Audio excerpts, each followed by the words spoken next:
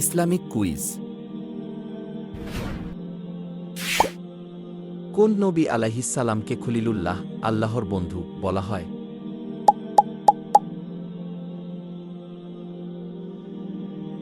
মুসা আলাইহিসসালাম, ঈসা আলাইহিসসালাম, ইব্রাহিম আলাইহিসসালাম, ইউসুফ আলাইহিসসালাম।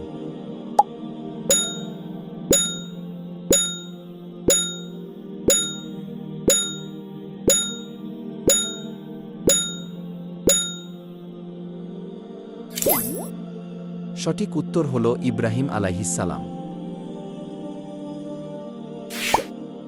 সূরা নিসা আয়াত নং ১২৫।